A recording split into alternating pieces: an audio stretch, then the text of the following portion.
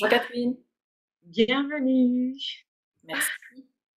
Alors aujourd'hui, nous nous rencontrons, nous lançons une discussion pour explorer ton monde et puis présenter tes différentes activités. Moi, j'ai envie de dire que tu fais partie de ces jeunes femmes qui ont des métiers totalement inédits, nouveaux, que tu as créés de zéro en fait. Et justement, c'est nécessaire d'un petit peu expliquer qui tu es, ton parcours, ce que tu offres au monde pour que les personnes qui sont intéressées par ton travail, par tes œuvres, comprennent un petit peu plus ben voilà, à qui ils ont affaire.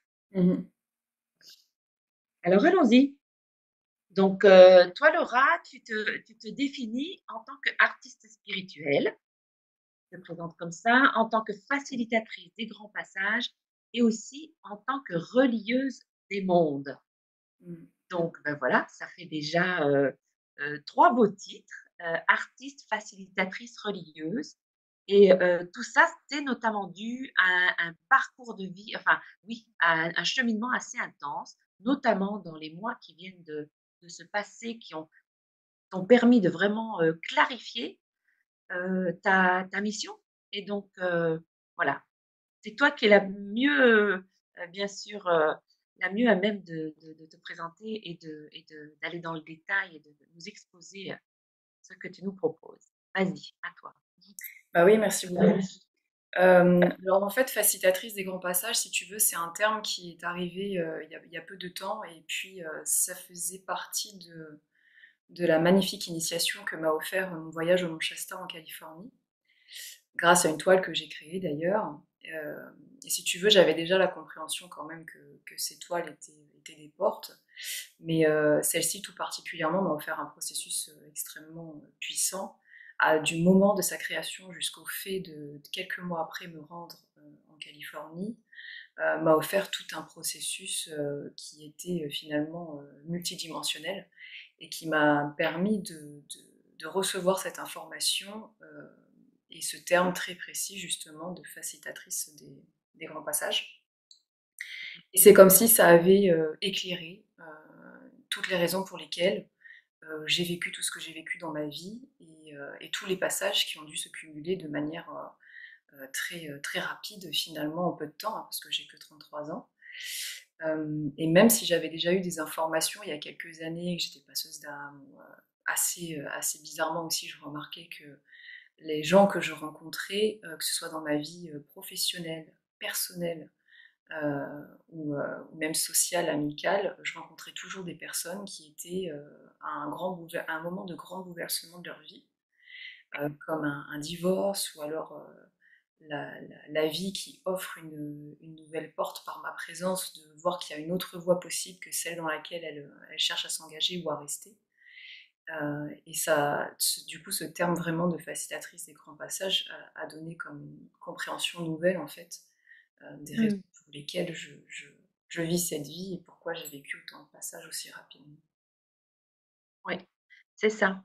Donc, quand on préparait notre échange, c'est vrai que tu as expliqué que tu as fait beaucoup d'expériences de vie qu'on pourrait imaginer un être humain serait amené à faire tout au long de sa vie, je ne sais pas, sur 80 ans. Et Mm. puis toi, finalement, dès très jeune, tu as vécu des deuils, tu as vécu, oui, plein de choses qui, tu disais, t'ont ramené à l'intérieur de toi et ont généré une vie intérieure intense, hein. C'est comme ça que tu l'expliquais?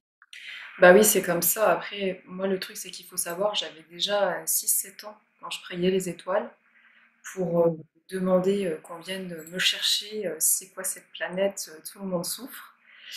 Et je pense que la vie, elle m'a donné toutes les expériences nécessaires très rapidement pour que je puisse comprendre pourquoi Ah, sur cette planète tout le monde souffre. Et en fait, ouais, j'ai vécu un premier deuil quand j'avais 11 ans. Ensuite, je suis passée de... Parce que des passages, on en vit tous en fait, hein. Il y a le deuil, il y a comment dire, le passage du jeune enfant à l'adolescence, il y a le passage à l'âge adulte, il y a le passage des changements de rôle dans la société, il y a toutes les initiations spirituelles qui sont aussi des passages qu'on peut vivre, il y ouais. a les guérisons Mmh. profondes, les renaissances, enfin des passages, il y en a beaucoup. Et, Ouais. Et moi, tous ces passages, j'ai dû les vivre du coup de manière très successive. Presque à des moments, j'ai l'impression de manquer d'air, mais ça s'arrête quand? Ça s'arrête Ah quand? C'est quand que je respire. Donc oui, il y avait un premier deuil. Après, j'ai dû être, comment dire, je voulais plus de ce deuil en question. C'était une nounou qui était vraiment une nourricière et qui était vraiment une gardienne pour moi et à mes yeux, que je voyais même plus que mes propres parents. Et la perdre à 11 ans, ça a été vraiment très très difficile. Et en même temps, je suis passée à ce fameux passage qui peut exister, que certains ont vécu aussi. Tu sais, c'est le passage d'enfant à enfant parentalisé. Donc du coup, tu oui. es obligé de grandir plus vite aussi, parce que je voulais pas reprendre d'autres nounous, en fait. Hein. C'était Ah oui. impossible suite à la souffrance de ce premier deuil aussi jeune. Et puis après, j'ai pris des responsabilités dans ma vie qu'à la base, je n'étais pas censée prendre. Je me Ah suis oui. occupée de ma petite sœur, et puis après, c'est un rôle comment dire, qui m'a Qui t'a jamais suivi. quittée. Quand tu deviens parentalisée aussi jeune, donc voilà, il y avait ça, il y avait s'occuper des autres, et puis il y avait tout le reste dans mon enfance, vraiment de passages successifs. Mmh. De nouveau, les deuils ensuite, après, à 18 ans, qui là m'ont totalement réveillé finalement à mes capacités. Donc, ouais, tout ce qui s'est succédé, qui était très douloureux, a été vécu en conscience, parce que je pouvais compter que sur moi finalement comment dire, pour les passer, ces passages en fait, hein, très clairement. Et puis c'est ça qui a développé ma vie intérieure très Ouais, c'est riche. ça. Mm. Alors justement, aujourd'hui, bon, bah, là, tu parles d'un parcours où il y a sans doute eu pas mal de souffrances, mais bon, on est tous amenés, je pense, quand même à traverser ce genre d'expérience. Et en même temps, maintenant, c'est comme si tu proposais la polarité inverse au monde, c'est-à-dire beaucoup de lumière. Et tu lui expliques qu'à travers tes œuvres, donc, je pense que tu es principalement connu pour tes peintures. Je dis ça, je m'avance un peu, je ne sais pas. Eh bien, tu proposes des codes de lumière aux personnes, qui vont soutenir justement leur transformation, leur passage. Peut-être tu peux un petit peu expliquer ça? Ben, en fait, par rapport aux œuvres, si tu veux, c'est que c'est. Moi, j'ai commencé à peindre, j'avais 21 ans, à peindre sur une grande toile, hein, attention, parce que Ouais, j'ai eu un parcours artistique, hein, scolaire, enfin, d'un point de vue, au niveau de ma vie scolaire. J'ai d'accord. vécu un parcours artistique, c'était très important pour moi, parce que c'est ça qui donnait du sens Ah oui. à vraiment. Donc dès le collège, le lycée, Exactement. Ah ah oui, oui, moi, j'étais très bonne en art plastique au collège, j'ai oui. fait des études d'art au lycée, et après le lycée aussi. Donc c'est ça qui donnait vraiment un sens finalement Ouais. enfin, à la vie elle-même, hein, parce que sinon, moi, avec ma conscience, je me dis, mais qu'est-ce qu'on vient foutre ici, quoi, très clairement. Oui. Donc, euh, donc voilà, le parcours artistique a toujours été très présent dans ma vie, et c'est quand j'ai peint ma première toile quand j'avais 21 ans, que si tu veux, dans ce qui s'est reflété de ce que j'ai réussi à produire, m'a donné toute une lecture de mon inconscient. Je suis rentrée Ah d'abord oui. en communication en fait de cette manière avec ce que moi je me cachais, avec ce que j'arrivais pas à communiquer. Donc ça a d'abord été des supports de communication avec mon inconscient. Et à mesure que j'ai continué de peindre et de créer, ben, mes toiles elles ont évolué à mesure que moi j'évoluais. Et elle Mmh. m'a permis ensuite de refléter en effet une certaine lumière qui au début, moi je voyais ça comme de la peinture intuitive, tu sais, au début tu essayes de trouver plein de termes et plein de manières finalement de communiquer. Mais à mesure en fait que je les produisais, en fait ce que je créais, ce que je recouvrais au travers elle, c'était vraiment une technologie spirituelle vivante. OK. Et par ailleurs, elle me renvoyait aussi mon royaume de Lémurie. Donc il y avait vraiment, si tu veux, elles étaient un support des portes d'accès, moi, à ma propre boîte inconsciente et Oui. aux mémoires de mon âme. Et c'est ensuite que j'ai découvert que ben, cette technologie spirituelle vivante avait des bienfaits, bien sûr, alors pas que pour moi, par rapport au fait Mmh. ce qu'elle me renvoie et des Mmh. processus qu'elle m'offre de vivre, euh, Mmh. parce qu'il y a beaucoup de géométrie sacrée dedans, donc Oui. elle travaille aussi hein, sur moi directement. Donc je suis vraiment la première à les intégrer, à les recevoir parce que je les crée, donc c'est vraiment comme un miroir, tu sais. Et puis après, il y a eu toute la compréhension, en effet, que bah, elles ne sont pas là que pour moi, ces œuvres, elles ont une vraie fonction. Et puis elles ouvrent, si tu veux, un peu comme des lignes, des champs énergétiques de communication, des réseaux qui ont besoin d'être, comment dire, mis en lien avec les gens qui sont prêts à recevoir et à rentrer dans ce champ justement énergétique. Voilà. OK. Et alors, comment ça se passe lorsque tu crées une œuvre comme ça? Tu la crées parce que tu es appelé ou est-ce que les personnes te contactent en disant: «J'aimerais une œuvre de ta part»? Il y a les 2 qui sont possibles? Comment ça marche? Bah, les deux sont possibles en fait, c'est ça qui est intéressant. Ouais, Après, c'est possible, mais je mets des guillemets. Parce que, oui, il y a des œuvres, si tu veux, quand je suis amenée à peindre, une œuvre, ouais. c'est une guidance qui vient du bas. En fait, c'est vraiment un truc qui est au niveau du ventre, au niveau OK. de l'âme, qui est vraiment dans les tripes. Et Ouais, vraiment, même si ça vient comme une source, en fait, qui jaillit. Et en gros, c'est le moment, c'est maintenant. C'est-à-dire qu'il faut que ce soit maintenant que je crée. Donc même si j'ai OK, prévu autre chose dans ma journée où j'ai pas de toile vierge disponible, je vais aller en acheter une, je vais revenir et je vais peindre.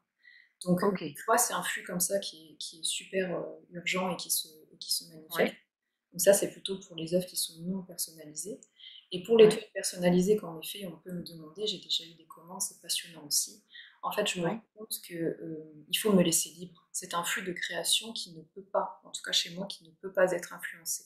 Demain, il y a quelqu'un qui me dit, bon, moi, je veux telle couleur, je veux que ça représente ça.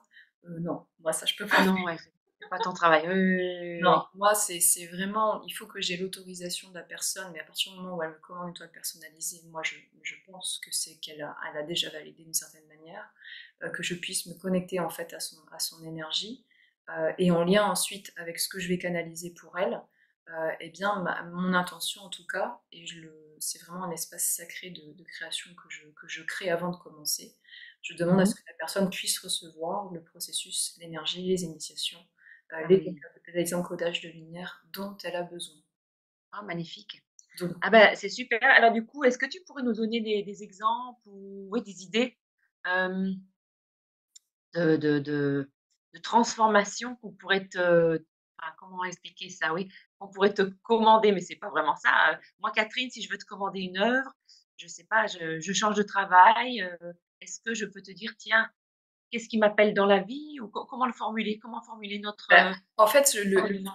le truc, c'est qu'il n'y a pas il y a pas de formulation. C'est vraiment plutôt être ouvert et faire confiance, parce que je pense que c'est ça que j'essaye d'amener aussi par ma présence, par le fait d'être OK. toujours connectée en fait à l'invisible. Je suis toujours Mmh. connectée à une forme de guidance de ce qui peut pas être perceptible, de ce qui peut pas être forcément verbalisé. Ouais, Tu vois, c'est faire appel à d'autres sensations qui chez moi sont naturelles, qui sont une lecture naturelle, hein, je reprends le mot, mais ouais. du coup, c'est d'inviter les gens à en faire de même. Donc, c'est Ah oui. partir du principe que si je me sens appelée par l'énergie de cette femme qui crée ses œuvres et que je vois tout ce qu'elle a déjà créé, alors je sais sentir dans le subtil qu'il y a déjà quelque chose qui m'appelle, sinon je ne ferais pas la demande. Et ensuite, Oui, c'est ça. voilà, et c'est là de lâcher prise et de faire confiance à ce que je vais canaliser et recevoir pour la personne. Après, Ouais. si tu veux OK. des exemples, j'ai deux, trois exemples d'œuvres que j'ai créées de personnes et j'ai vu comment ça se fait. Ah oui, on pourra le mettre, oui, c'est une bonne idée. On pourra mettre peut-être des liens sous la vidéo pour que les personnes, qui sont intéressées puissent consulter. Bah oui, avec plaisir. Oui, super. OK, OK. OK, donc comment ton métier s'est dessiné? Donc là, tu l'as expliqué, hein, ce parcours, de vie. Alors, en introduction, on a parlé de 3 grands métiers quand même, artiste spirituelle, facilitatrice des grands passages et puis relieuse des mondes. Alors l'idée là, c'est justement de présenter aussi un petit peu toutes, les cordes que tu as à ton arc ou toute, ta panoplie de soins ou d'accompagnement parce que quand même c'est assez varié. Il n'y a pas que la peinture. Ah oui, oui, c'est très varié parce que en fait, je continue de... Non, en fait, il y a quelque chose avec lequel je vis depuis longtemps qui m'a beaucoup mis en sensation d'imposture ou d'illégitimité à être spécialisée ou spécialiste en quelque chose. C'est cette créativité qui est abondante en fait chez moi et Mmh. qui en fait m'a rendu un peu, comment dire, multipotentiel, même si j'aime pas trop ce mot, parce que je pense qu'en fait c'est Ouais, juste des êtres humains qui commencent à comprendre que ils sont pas obligés de faire qu'une chose toute leur vie jusqu'à attendre la ouais, retraite, tu vois, donc je pense qu'il y a ouais, ouais. il y a vraiment ça dans les énergies actuellement. Mais du coup, tous ces outils ont un lien direct finalement avec mes mémoires en fait de Lémurie Mmh. et la manière dont Oui, j'utilise ma spiritualité dans ma vie et aussi mes capacités subtiles. Donc tout ça, je le mets du coup en forme pour oui, pouvoir proposer des soins, mais dont l'intention et la source finalement restent la même, qui est celle que je viens de te dire. Et du coup, par exemple dans les guidances éclairage, donc les guidances éclairage qui visent en fait à ouvrir un espace sacré où je vais accompagner la personne oui. à dépasser le blocage dans lequel elle se trouve. Puisque souvent les OK. gens que je reçois en guidance éclairage, c'est des gens qui sont en grand bouleversement. Il y a comme un entonnoir en fait qui s'est créé, qui fait qu'ils n'ont plus de perception de comment ils pourraient sortir de là où ils sont. Oui, Et puis moi, oui, c'est toute ma lecture des sphères inconscientes et des énergies subtiles qui vont me permettre d'aider la personne à passer un nouveau palier de conscience pour qu'elle oui, puisse comprendre eh ben, ce qui est en train de se jouer et surtout quelle initiation elle est en train de vivre. oui, Parce que c'est ça qui est le plus douloureux quand on ne comprend pas justement que c'est une initiation et pas forcément une expérience oui, heureuse. oui, oui, Donc, oui, dans les oui. guidances éclairage, c'est ça qui se passe. OK, C'est d'ouvrir une porte pour faire d'accord, chemin de l'inconscient à la conscience. d'accord et donc ces guidances-là, c'est comme ça? Ce sont des rendez-vous, via Zoom ou Ouais, ouais, bien tout tu à fait. En fait, c'est des rendez-vous en ligne. J'ai eu un cabinet hein, pendant 2 ans. Mais c'est vrai que le format en ligne, c'est quelque chose que j'apprécie davantage. Ça me laisse plus libre. Et oui, puis, oui, c'est une, comment dire, une prise de rendez-vous. On peut me contacter directement sur mes réseaux. d'accord, d'accord. OK, donc ça c'est guidance, ah voilà, artiste spirituel. Est-ce que tu souhaites encore, rajouter des peut-être quelque chose? Je sais que, je ne sais pas si les gens auront compris à travers cette discussion que tu es donc très connecté aux mondes invisibles et par exemple, on a déjà discuté de ça, pour certains projets, tu peux aller sur les lieux de vie, les maisons, heu et aligner un petit peu, tout ce qui est, oui, mission du lieu, mission de l'habitant et puis, mission de tout le petit peuple invisible. Est-ce que tu as envie d'aborder ça? Bah oui, on peut tout à fait, même s'il y a d'autres soins dont je parlerai après. En fait, Ah le oui. fait d'être facilitatrice des grands passages, ça m'a fait comprendre que je suis là aussi, si tu veux, pour accompagner la naissance du nouveau monde. Oui, Je pense qu'il existe déjà, juste parce qu'on veut le voir naître. Donc, oui, oui. il est déjà en chemin et en cours. Et ça, c'est un grand passage pour l'humanité. Et moi, ce que j'ai pu expérimenter sur un lieu de vie très précis, à la Sainte-Baume hein, d'ailleurs, Ouais. Oui, eh bien, c'est cette compréhension que ce qui est le plus important finalement dans ce nouveau monde, c'est que les gens puissent se mettre en lien directement avec l'identité de leur propre lieu de vie et qu'ils mmh. puissent réunir une vie harmonieuse avec tous les règnes. Et en Ouais, fait, ma capacité à percevoir l'invisible, parce que moi j'ai rencontré beaucoup de monde invisible de toute nature, de différents règnes, eh bien, c'est de comprendre que je peux les mettre en lien, en réseau et en communication avec les êtres humains sur leur propre lieu de vie, en effet, pour qu'ils puissent recréer l'unité, parce que c'est ça dont on a besoin, et c'est mmh. ça dont on manque en fait profondément. Et l'unité intègre bien évidemment le respect du vivant Ouais. et de Ouais, tous ouais, les ouais. règnes, justement. Oui. Mm. Ouais, c'est très joyeux d'écouter ça et ça ouvre, plein de possibles, en fait, auxquels on Exactement. ne va pas forcément, penser.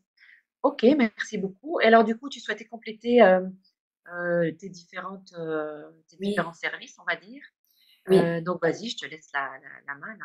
Bah, comme ma palette de couleurs est très large, ma palette Oui. d'outils aussi, Oui, oui. donc, en fait, il y a les guidances éclairage, il y a aussi les soins Kundalini. Ça, c'est un truc qui est OK. extrêmement précieux et vraiment important. J'ai compris que c'était quelque chose qui était important pour moi, en tout cas, d'amener ici. J'ai toujours vécu, si tu veux, comment dire, un truc où énergétiquement, je sentais que je pouvais produire chez certaines personnes des effets qui me semblaient totalement, je ne vais pas dire absurdes, mais presque impossibles. Mmh.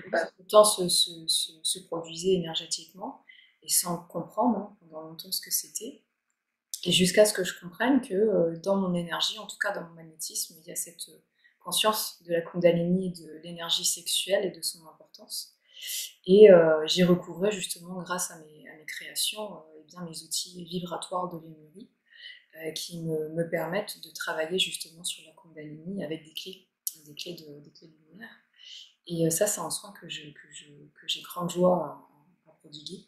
Parce que avant, je le faisais de manière naturelle, contre mon gré, non cartographiée, sans vraiment en avoir conscience. Et maintenant, je peux ouvrir des espaces où je peux en faire la transmission.